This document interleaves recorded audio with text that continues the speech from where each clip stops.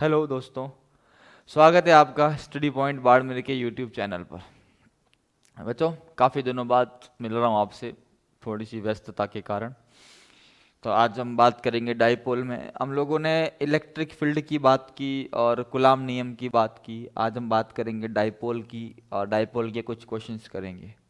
Video को like करना, share करना और चैनल को सब्सक्राइब करना। काफ़ी लोग बोल रहे थे सर काफ़ी दिनों से आपके वीडियो आ नहीं रहे, तो थोड़ा सा मैं मेरी ज्वाइनिंग के रिगार्डिंग और काफ़ी कार्यों में व्यस्त था। अब से वीडियो आपको रेगुलर मिलेंगे।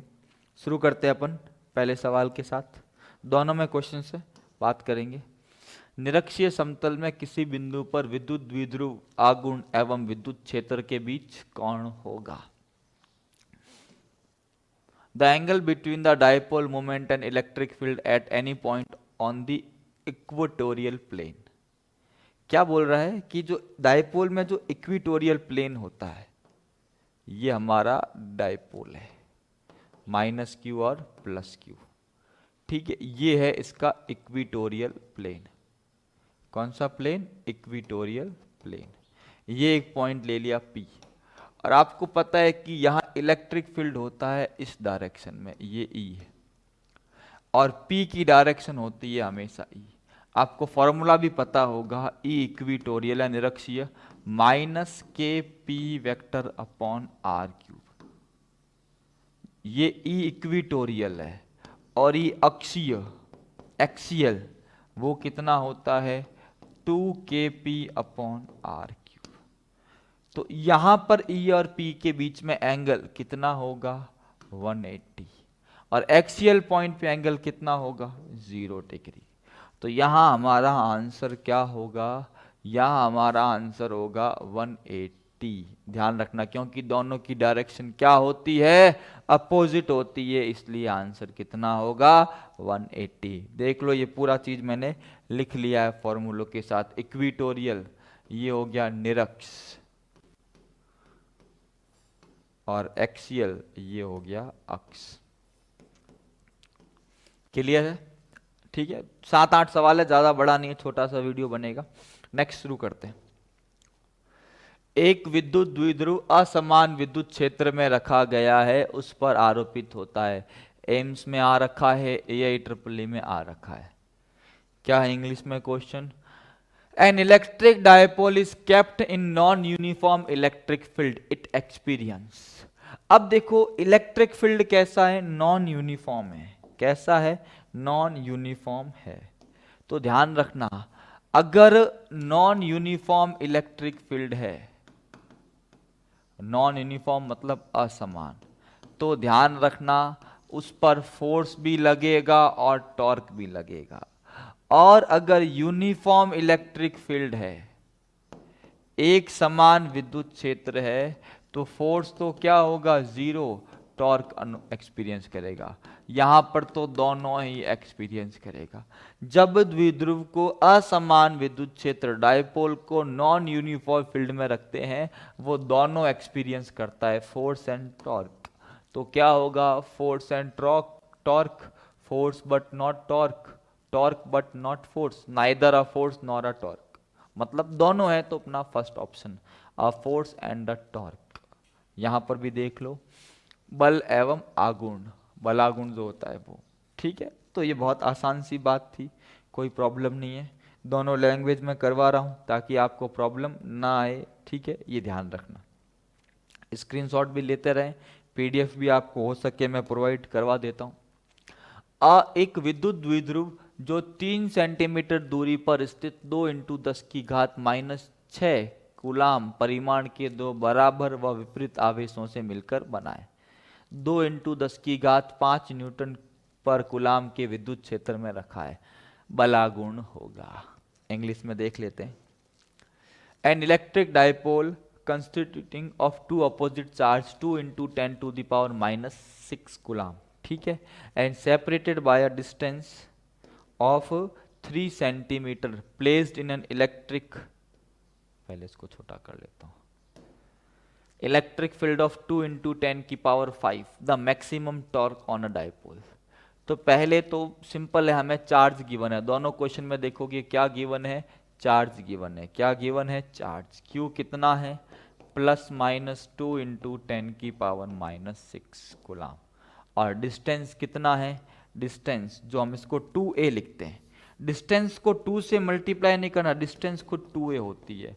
3 सेंटीमीटर मीटर में चेंज करेंगे 10⁻²। और जो इलेक्ट्रिक फील्ड है वो कितना है? 2 इंटू 10⁵ टॉर्क निकालना है तो टॉर्क का फॉर्मूला होता है टॉर्क मैक्सिमम।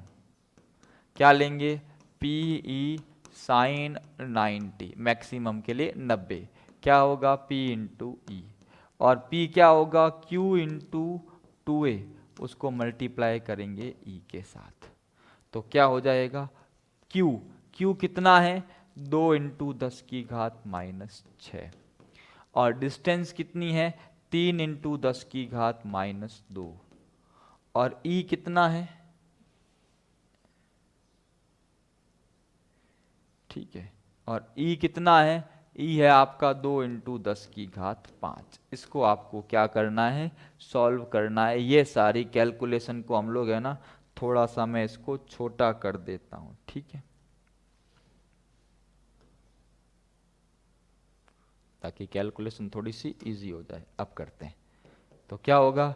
2 3 6, 6 दूनी 12, ये 6 और 2 8, 8 में से 5 गया -3।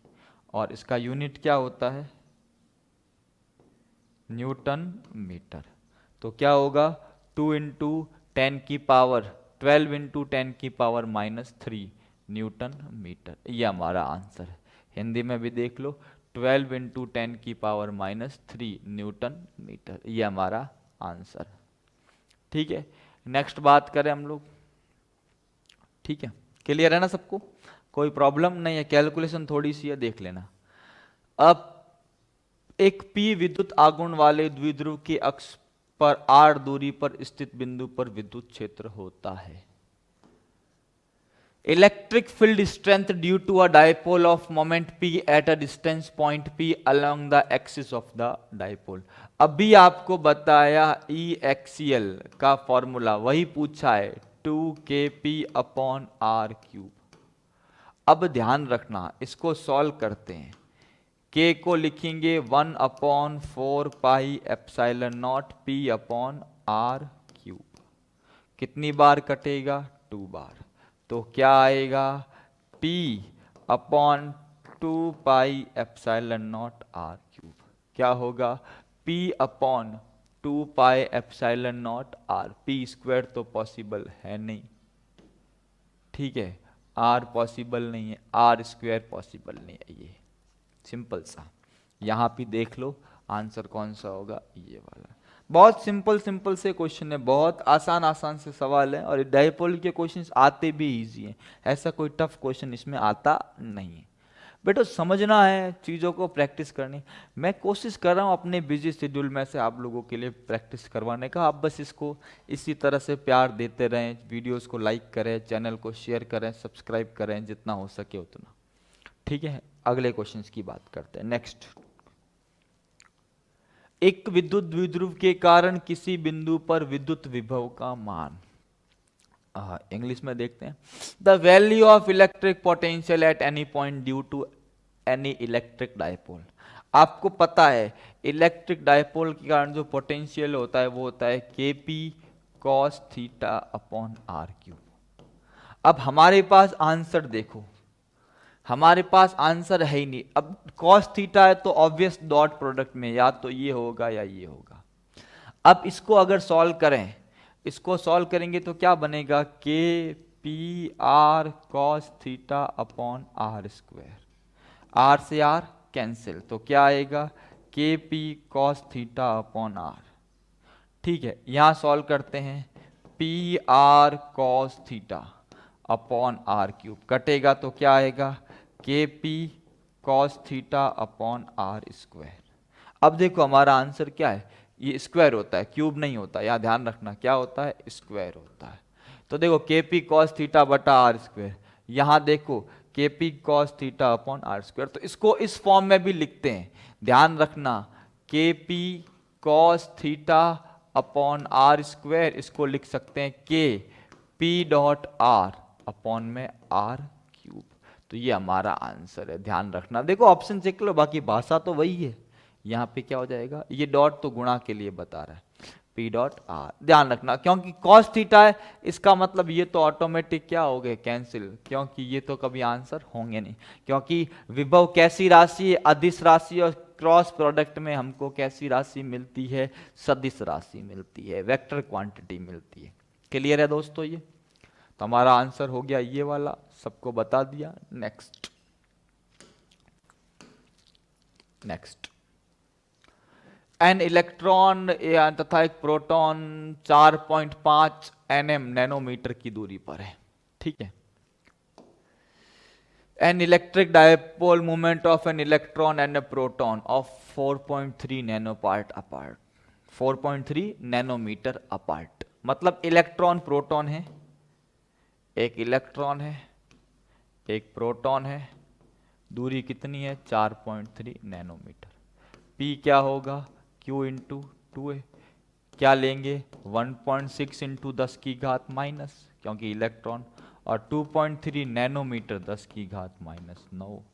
गुणा कर लो, 16 तिया 48, हासिल लगी 4, 16 दूनी 32 और 4 36 इंटू 10 की घात माइनस 28, और मात्रा क्या होता है, कूलाम मीटर।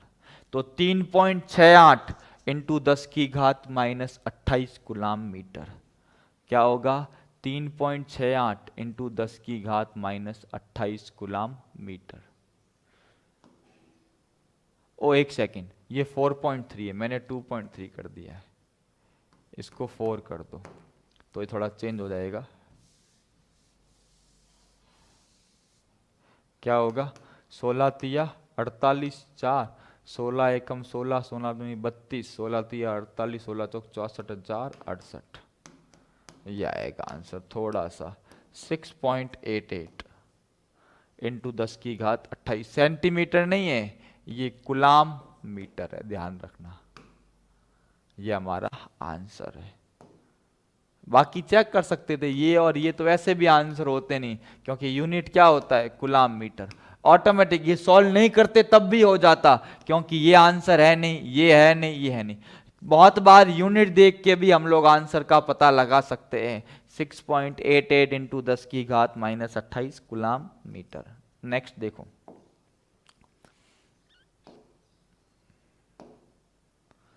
तीन आवेश plus Q minus 2q plus Q x 0, ये अलग अलग हमको 3 पॉइंट दिए हुए हैं।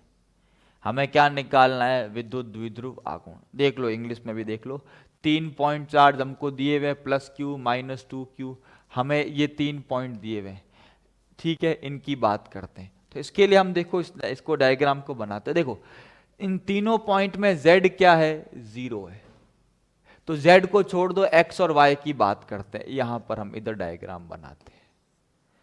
क्या बोला है, हमें बोला है, इसको थोड़ा सा है ना,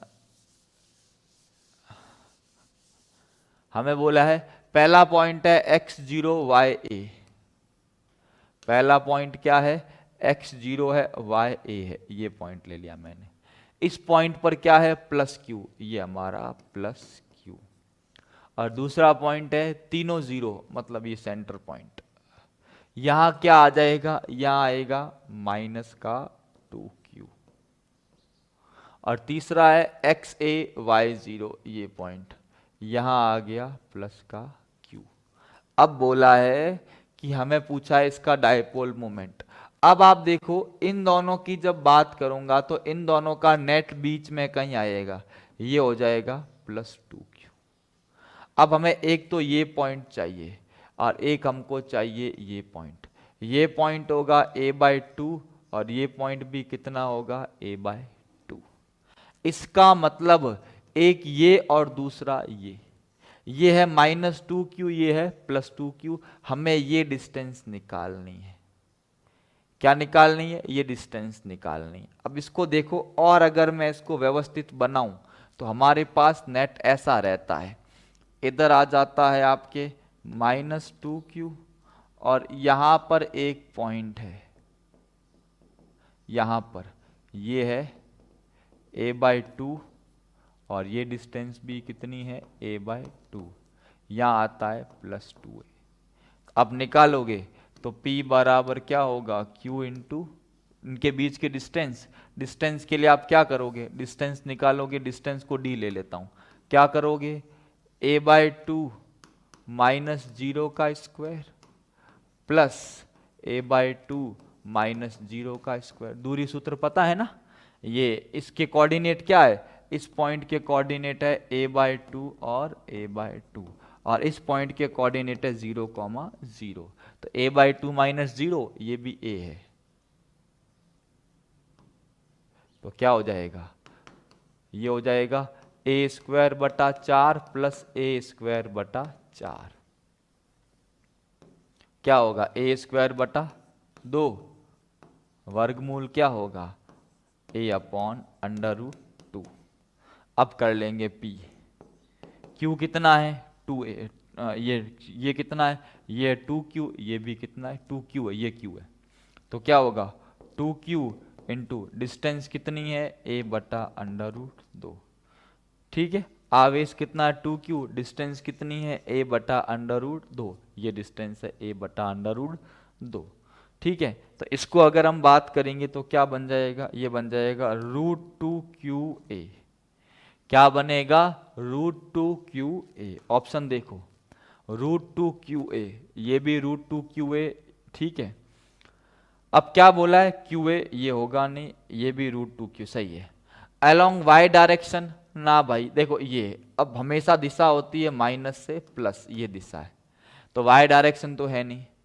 along the line joining x0 y0 to xa y, बिल्कुल ये है xa ya और z0, ना a पे नहीं होगा, हाँ सही है ना। यहाँ पर एक पॉइंट हो सकता है a, इसी डायरेक्शन में होगी ना 45 वाले में, तो ये वाला along the line joining from कहाँ से 0,0,0 से a,0, ये वाला पॉइंट देख लो, यहाँ पर ये लिख सकते हैं यहाँ पर कि x0,0,0 से xa y a z0, मतलब समझना ये 0, ये 0,0 और यहाँ पर एक पॉइंट होगा a, इस रेखा 45 के एंगल के अनुदिश, तो ये आंसर होगा।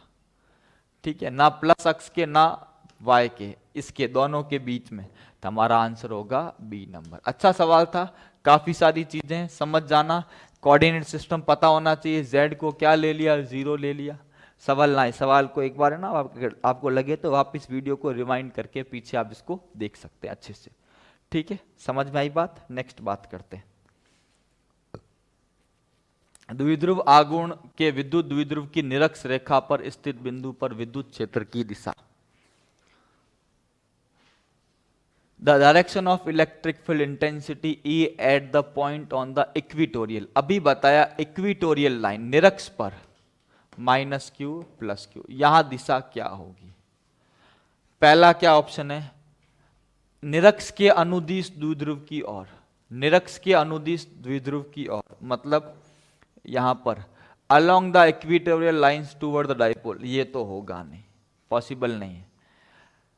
Along equatorial line away from the dipole, Hindi में क्या लिखा है, निरक्ष के अनुदिश द्विध्रुव से दूर, मतलब क्या बोल रहा है ऐसे, ये भी पॉसिबल नहीं है।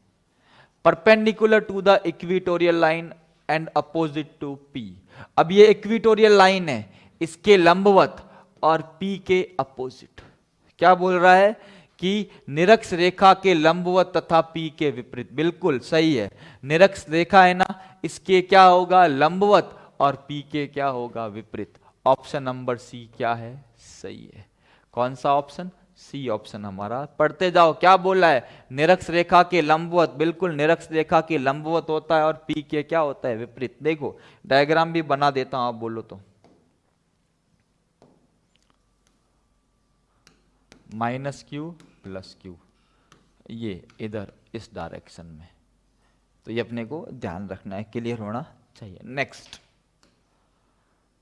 लास्ट क्वेश्चन है, द्विध्रुव को इस इलेक्ट्रिक फील्ड में रखा है 30 डिग्री के कोण पर, बलागुण कितना है 4 न्यूटन मीटर, लंबाई 2 सेंटीमीटर, आवेश पूछा है